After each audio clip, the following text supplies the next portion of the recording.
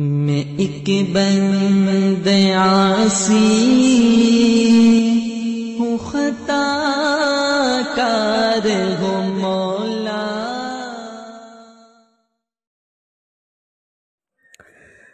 وعن عمر عن النبي صلى الله عليه وسلم قال لا يخلون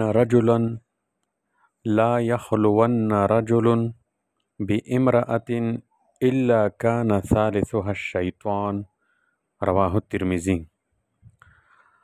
حضرت عمر رضی اللہ تعالی عنہ نبی کریم صلی اللہ علیہ وسلم سے نقل کرتے ہیں کہ آپ صلی اللہ علیہ وسلم نے فرمایا، جب بھی کوئی مرد کسی اجنبی عورت کے ساتھ تنہائی میں یکجا ہوتا ہے تو وہاں ان میں تیسرا شیطان ہوتا ہے۔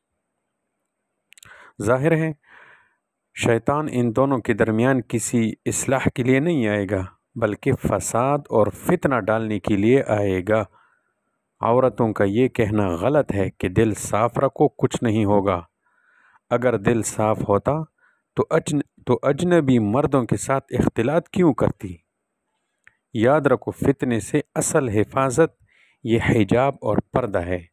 بے پردگی میں قرآن پڑھانے والا قرآن طاق میں رکھ کر گناہ شروع کر دے گا، الا ماشاء اللہ۔